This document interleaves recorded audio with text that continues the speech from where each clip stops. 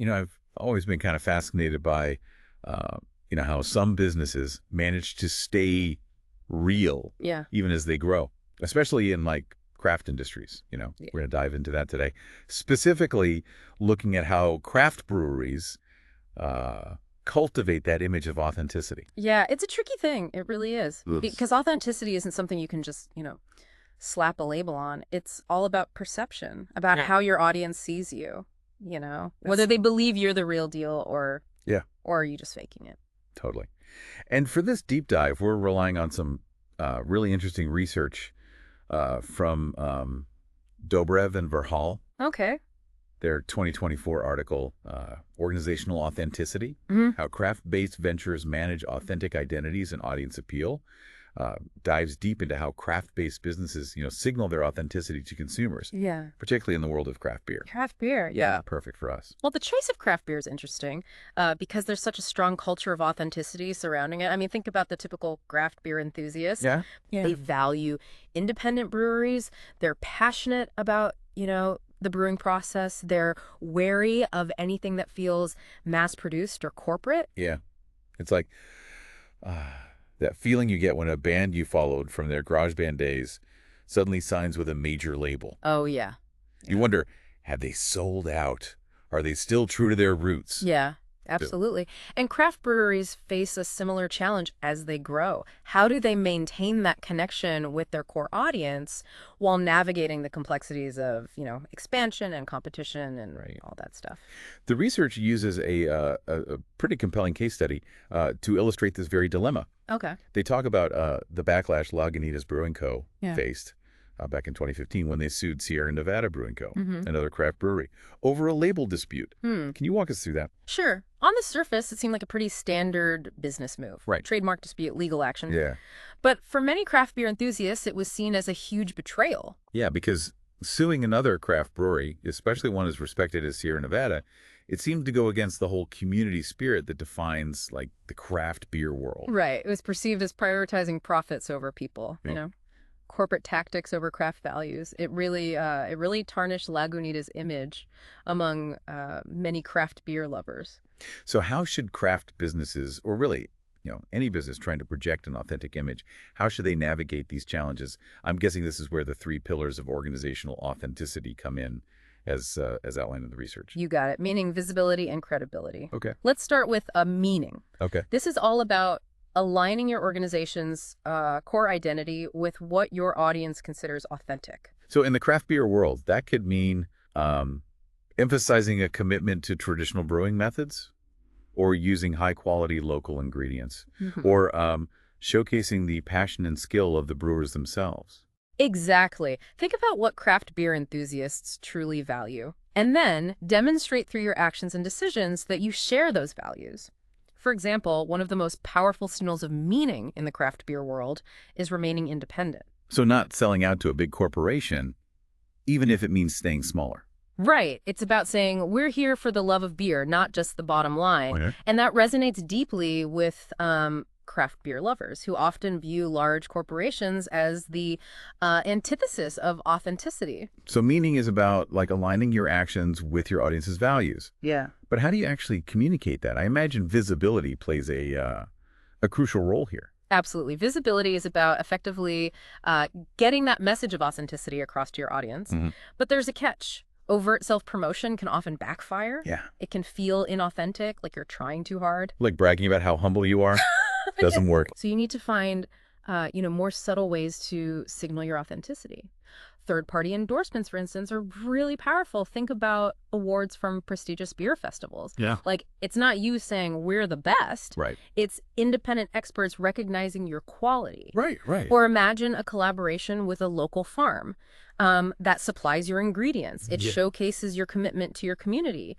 And sourcing high-quality ingredients without overtly bragging about it. So you're demonstrating your values through your actions rather than just your words. Exactly.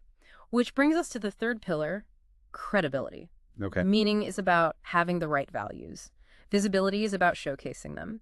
And credibility is about proving your long-term commitment to those values. It's not just about Oh, talking the talk, it's about walking the walk. absolutely. Okay. It's about making genuine investments, even if they're not always the most immediately profitable, to demonstrate that you're truly committed to what you say you are. So for a craft brewery, this might mean investing in like more expensive traditional brewing equipment, even if it means smaller batches or higher costs. Precisely. Or it might mean refusing to cut corners. Even when faced with pressure to increase production or lower prices, it's about demonstrating through your actions that you're in it for the long haul, Yeah. that your commitment to authenticity, runs deep. The research actually uses a great example to illustrate how these three pillars, meaning visibility, credibility, can work together. They highlight Sierra Nevada's collaboration with Trappist monks back in 2010. Can you tell us a bit more about that? Definitely. This collaboration is a fantastic case study because it hits on all three pillars so effectively. Okay, I'm all ears. So, first, the meaning. Sierra Nevada didn't just brew a beer with the monks, They donated all the profits from the collaboration to the monks' charitable work. This signaled that they weren't in it just for the money, Right. but for a cause that aligned with the values of the craft beer communities, supporting tradition, craftsmanship, a sense of community. I see how that reinforces the idea of like shared values and genuine commitment. Yeah. What about visibility? How did this collaboration get noticed? Well, the story itself was inherently compelling. Right. A craft brewery collaborating with Trappist monks.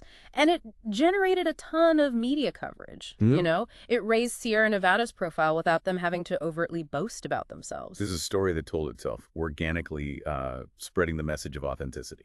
Exactly. And then there's the credibility aspect. To brew these Abbey-style beers, Sierra Nevada had to learn entirely new techniques from the monks. Oh, wow. This showcased their dedication to, expanding their craft, mastering new styles, even if those styles weren't commercially popular at the time. So it went beyond just brewing what sells. It was about pushing the boundaries of their craft and demonstrating a deep respect for tradition and expertise. Precisely.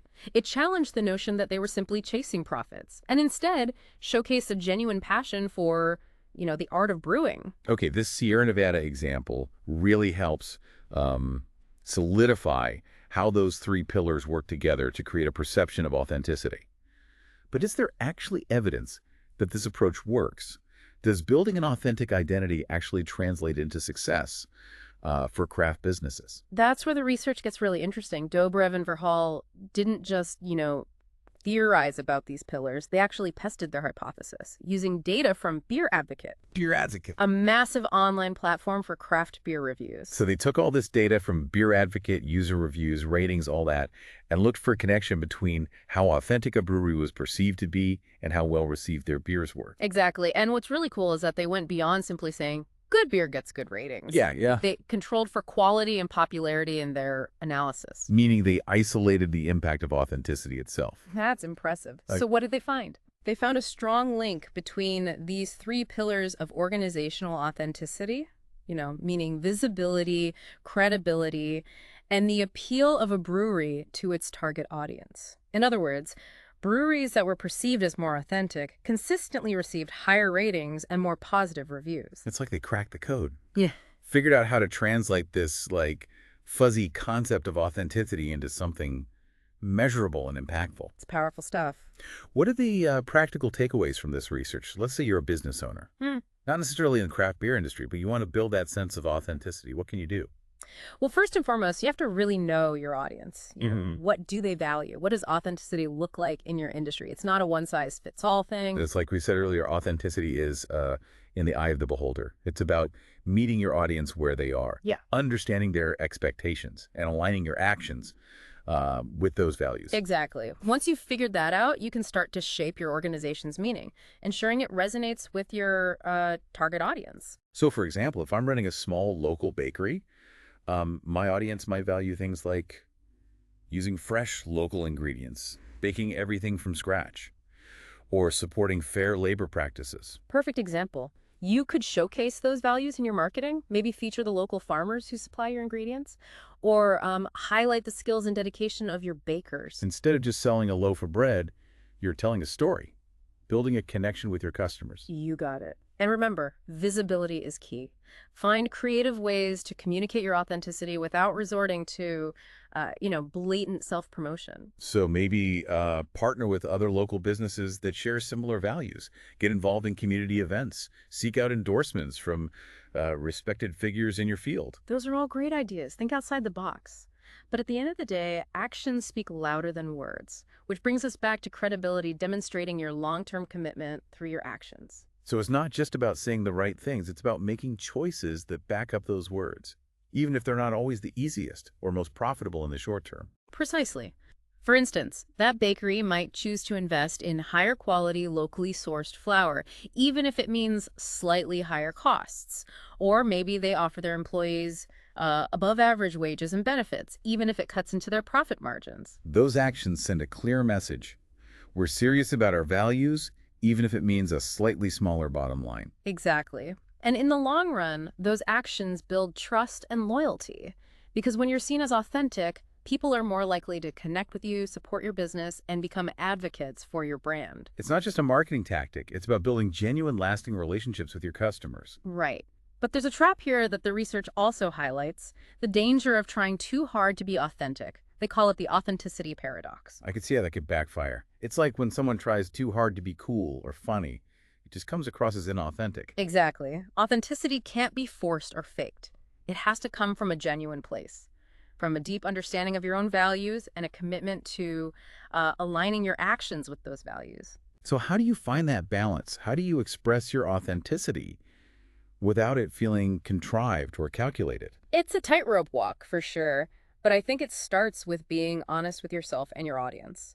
Don't try to be something you're not. Don't chase trends just because they're popular. So if you're a bakery, don't try to suddenly become a vegan bakery just because it's trendy if that doesn't align with your core values and expertise. Exactly. Focus on what you do well, what you're passionate about, and what makes your business unique. Let that be your guide. And remember, it's an ongoing process. You're constantly learning, adapting, and refining your approach as you get to know your audience and your own values better. Right. It's not about achieving some perfect state of authenticity. It's about continually striving to be genuine and transparent in everything you do. You know, this whole conversation is making me think about how this idea of authenticity applies not just to businesses, but to individuals as well. That's an interesting connection. In a world that often feels increasingly artificial, I think we're all craving more authenticity, whether it's in the products we buy, the businesses we support, or the people we interact with. It's like we're drawn to anything that feels real, genuine, unfiltered. Absolutely. And in that sense, maybe this research on organizational authenticity has some broader implications for how we think about ourselves and our own lives. I love that thought. Maybe we can explore that a bit more. I'm curious to hear your take on how this concept of authenticity can apply to individuals as well. So we've been talking about how businesses can cultivate this authenticity, but you brought up a really interesting point. How can we as individuals be more authentic? And it feels like this yearning for authenticity goes way beyond just the products we buy.